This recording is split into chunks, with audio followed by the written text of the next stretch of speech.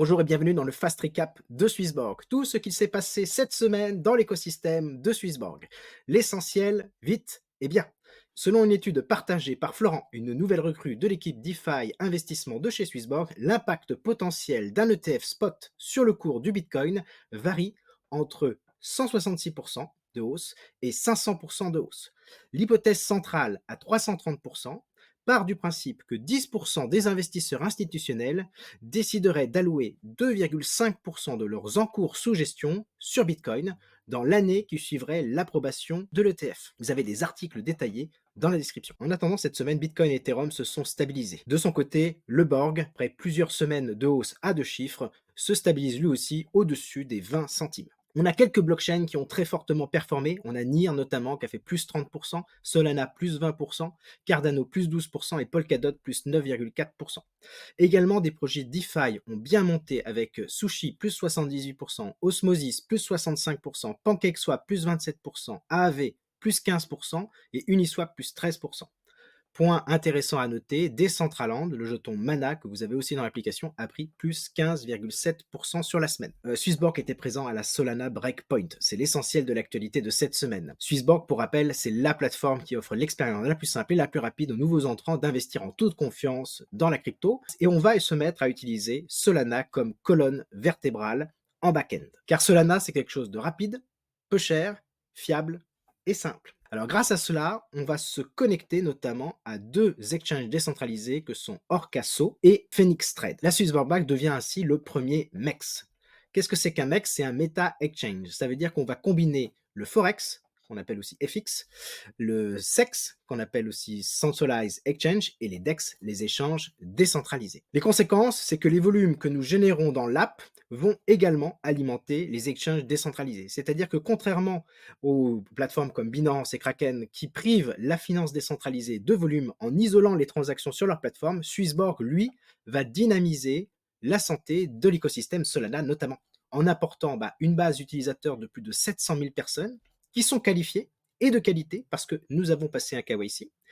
Les encours qui sont présents dans l'application vont pouvoir finalement circuler dans la finance décentralisée, notamment chez Solana. Et là, on parle d'environ 1 milliard de dollars d'actifs, des volumes, de la TVL, des frais. On parle également du meilleur accès fiat on-ramp vers Solana maintenant, puisqu'on a plus de 17 monnaies traditionnelles qui peuvent ainsi se déployer sur Solana. Et comme on va le voir, on apporte aussi la possibilité pour tout projet de se faire lister sur Swissborg. Ainsi, on va pouvoir contourner le cartel un petit peu qui s'est mis en place des exchanges centralisés et qui privent certains projets d'accès au grand public. À la triple condition d'être transparent, centré sur sa communauté et de créer une pool de liquidité, les projets pourront ainsi être listés sur la Swissborg App. Il y a plusieurs conséquences à ça. Premièrement, c'est que le token de ces projets sera accessible à des personnes qui ne maîtrisent pas la blockchain Solana.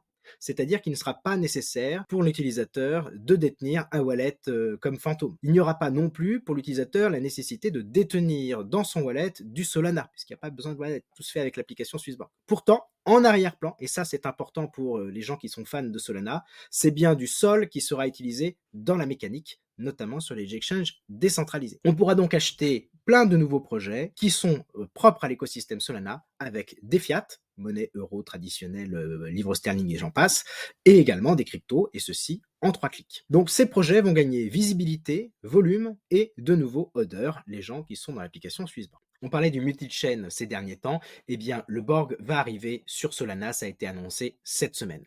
L'autre élément qui vient de pair avec ce que je viens de vous dire précédemment, c'est que ça apporte une nouvelle utilité au token Borg, puisqu'en fait, pour pouvoir créer ces fameuses pools de liquidités qui a priori arriveront sur Camino et sur Orca, il faudra déposer également du Borg token. Ça veut dire que on va avoir besoin du token Borg en dehors de l'application pour pouvoir répondre aux critères afin d'être listé sur l'application Swissborg. Et ça, c'est très intéressant. Le point qu'on n'a pas encore à ce stade, c'est la quantité de token Borg qui sera nécessaire pour constituer ces poules de liquidité. Alors, les choses ont déjà commencé puisque l'annonce n'est pas ça va venir patienter, les choses sont en cours. Non, c'est déjà en place et ça se traduit, dès à présent par la possibilité d'acheter des HNT, le token de Helium sur l'application Swissborg. Donc c'est un projet qui a récemment migré, en 2023 sur Solana et si vous en achetez, via l'application Swissborg, vous verrez par vous-même que l'on passe bien par les DEX, Orca ou, Phoenix Trade. En 30 secondes, qu'est-ce que c'est que Helium? Eh ben, c'est un projet DePIN. Alors DePIN, qu'est-ce que c'est? Bah, c'est Decentralized Physical Infrastructure Networks. Merci mon anglais. En gros, ce sont des réseaux d'infrastructures physiques décentralisés. Les gens achètent des machines qu'on appelle des hotspots, qu'ils mettent à disposition du réseau Helium. Ces machines, ces hotspots, permettent aux objets connectés de communiquer entre eux.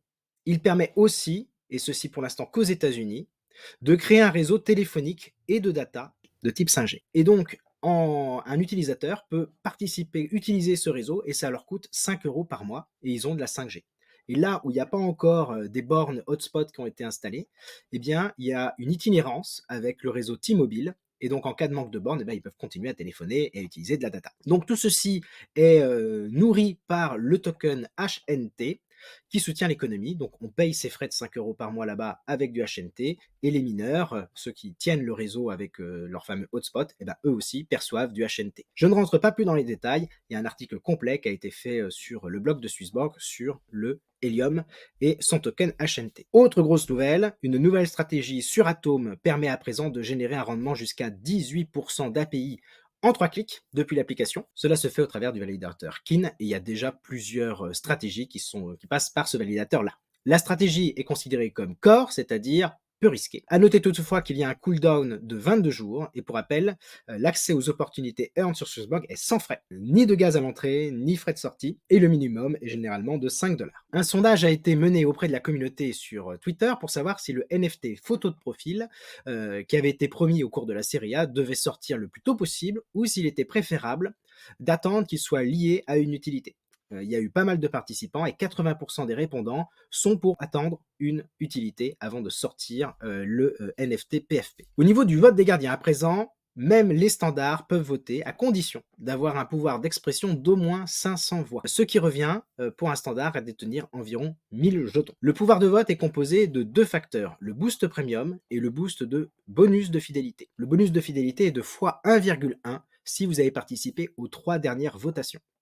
Le boost HeroScore est quant à lui mis de côté pour l'instant, en attendant que Swissborg obtienne la licence auprès de la FCA, l'autorité qui fait foi en termes de crypto au Royaume-Uni. Notez également qu'à compter de janvier 2024, les votes auront lieu une fois par trimestre, contre chaque mois jusqu'à présent. Ceci dans le but d'avoir des budgets avec plus d'impact, conduisant, nous l'espérons, à une plus grande participation. Le burn est de retour. Après un premier test avec 10 Borg, le premier vrai burn sur le Borg a eu lieu le 27 octobre. C'est 500 000 tokens Borg qui ont été envoyés à l'adresse 0x00, ce qui représente une valeur d'un peu plus de 100 000 $. Il y a du nouveau chez Agoradex. Je vous rappelle que Agoradex, c'est la société issue du partenariat entre Ultra et Swissborg. Le 15 novembre prochain, Agoradex va lancer des lootbox décentralisés. C'est une innovation qui va permettre de financer des projets crypto et notamment gaming. L'originalité, c'est que tout le monde a sa chance d'acquérir des tokens de ces fameux projets et que toutes les lootbox contiennent un lot. La première édition, ce sera une édition spéciale, les Swissborg Lootbox. On pourra y gagner des tokens d'Agora, mais également des Borg, des Zepcoin, mais aussi le Genesis NFT d'Agora, le Minotaur. Et si vous êtes fan de NFT, il y a à l'intérieur de ces fameuses lootbox des Mitan Ape, des Azuki, bref, des NFT qui valent très cher. Je ne détaille pas plus ici parce que mercredi prochain, on recevra pendant 30 minutes environ dans l'émission Pierre Devéry, qui est le CEO d'Agora, et qui nous présentera le système et répondra à nos questions. Si vous avez envie de creuser un petit peu le sujet d'Agora, là aussi, vous avez 2-3 liens dans la description pour creuser le sujet. Voilà, c'était le first recap de l'écosystème de Swissborg. Encore une belle semaine pour notre communauté. Passez un bon week-end. À la semaine prochaine. Ciao!